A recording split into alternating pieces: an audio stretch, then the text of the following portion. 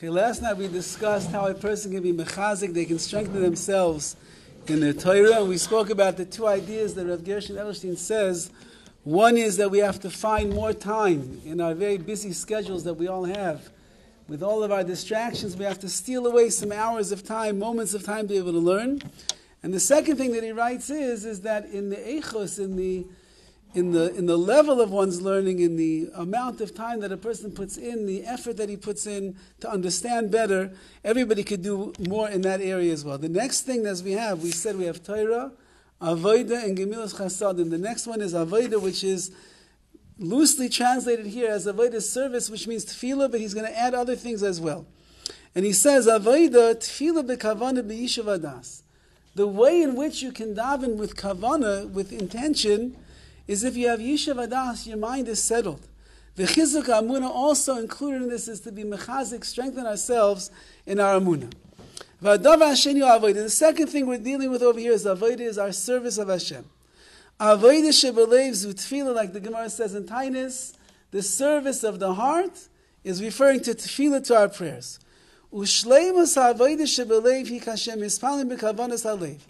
The perfect or the complete way in which a person can serve HaKadosh Baruch Hu with their heart in davening is if you have kavanah, is if you understand what it is that you are saying and you are focused on your davening.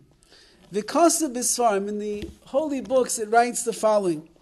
It says an amazing thing. At the time that a person is standing in front of Hashem and they're davening to the Rebbeinu Shalom, automatically, at the moment that you're davening, you're not working, you're not on the phone, hopefully. Yeah, hopefully. You're not pressing off when it's ringing in your pocket. You're not looking at the TV, you're not looking at the news, you're not reading the paper. Everything is butter, the whole world is shut off at the time that you're standing and you're davening to Hashem. If that's the case, then why aren't we davening with the right kavanah? Everything else is shut off anyway. The TV is off, the computer is off, the phone is off, your business is off, your vacation plans are off. They're off the table right now. Right now it's only I'm talking to the Rebbeinu Shalom.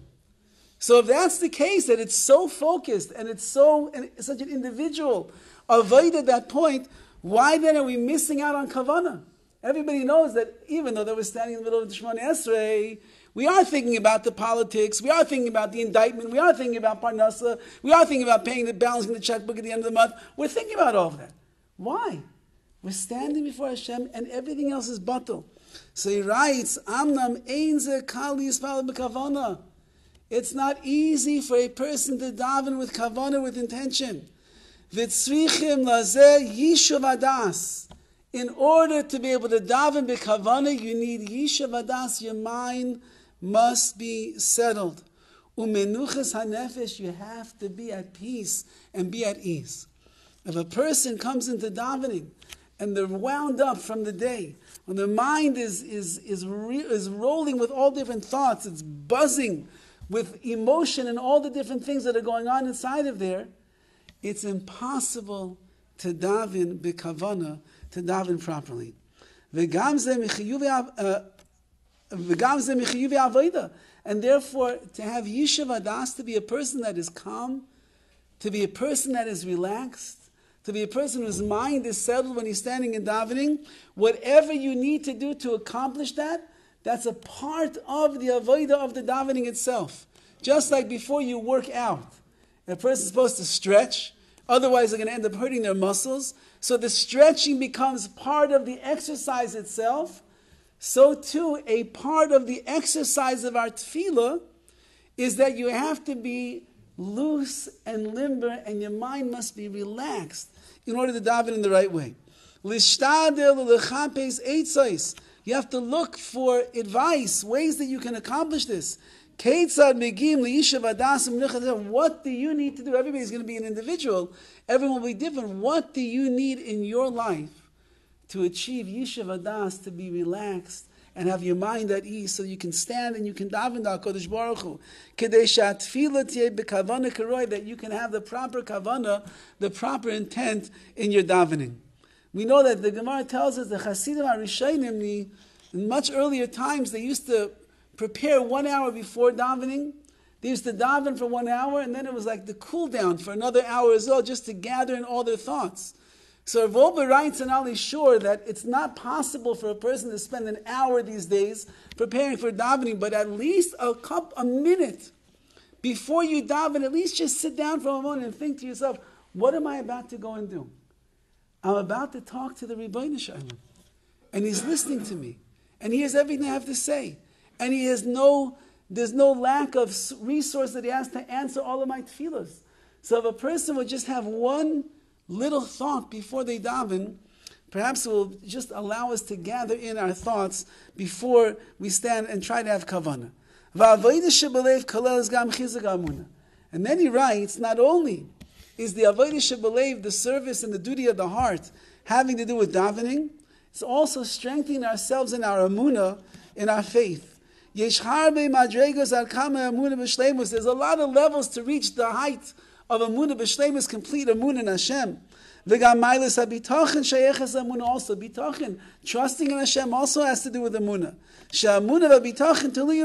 Because your belief in HaKadosh Baruch Hu, and the way that it expresses itself in the way that you trust HaKadosh Baruch Hu, you're willing to act upon that emunah, they go hand in hand. Says Rav Edelstein, even the fear of Hashem is also connected to our emunah. If Yira is a language of roy, of seeing, if you're someone that is roy, you're able to see the Rebbeinu Shalom in your life. You're able to have an awareness of HaKadosh Baruch Hu. You have that Yiras, so that's what increases one's emunah. There's of course many levels to reach that height of a Yira. The Rabbeinu Yonah says in Shai Tshuva the following: there's a lot of levels in the lofty spiritual heights that a person could reach. One of them is Yira, fearing Hashem. She mitzvah to middas. It's a constant mitzvah. Every time you think about Hashem and you think that you're standing in awe, you're standing in front, in the presence of the HaKadosh Baruch Hu, he sees, he hears, he's listening. You're Mekayim a mitzvah, you receive a positive commandment of fearing Hashem. Lo'isiv Yiras Shamayim, we have to add on to our Yiras Shamayim. Uliskadem bezeh kolecha kivi madrigosai, each person according to their level. And similar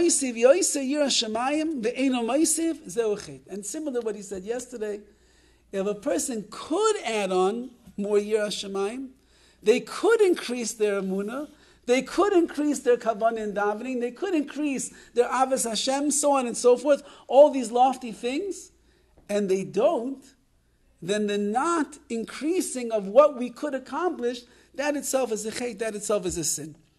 You'll find all the advice that you need in the holy Musar books that we have. Many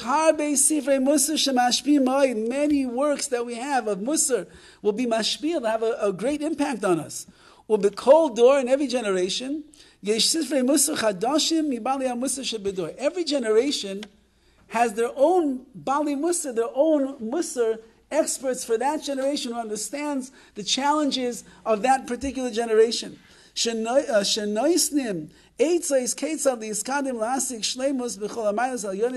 they give advice how to reach these higher levels, even in a generation like ours. Even in our generation, we can have Emunah, we can have Bitachon, we can have Yiras Hashem, we can have Kavanah in our davening. There's no reason we should have less Kavanah than any other generation. We might have to make some rules for ourselves before we come into the shul. That means we have to leave the phone in the car. That means that we can't be on the phone with that wild conversation right before you're about to walk into mincha. It's not going to work out to have Kavanah in such a case. Whatever it is that you have to need, you'll have to figure it out for yourself. Learning Musar has a very great effect on a person. And he concludes, first of all, just the learning of the Musar and thinking about the ideas that you're learning, that has an impact on you. And he writes beautifully, every good thought that a person has, mekadeshes es ha'adam. It's mekadesh, it sanctifies a person. If your thoughts are in kedusha, if your thoughts are in Musar, working on yourself, becoming a better person, that thought in your mind is makadesh. It sanctifies you, elevates you. V'gam mikan la'aba yesh hashba, and that hashba will continue. L'dasim yoitzim deichayva b'chal chiyuvim tzrichim l'kayim, and then you'll be able to figure out through your day-to-day activities as an Oved Hashem, if you're living up to the madregas, to the levels that HaKadosh Baruch Hu has really expects of us. And Bez Hashem, once that we start doing more and more and more, you'll see that it's a natural progression. A person will get into the avodah, he'll get into the davening, Kavanah, get into the Emunah, get into the Bitachon. It'll become part and parcel, Bez Hashem, of who we truly are.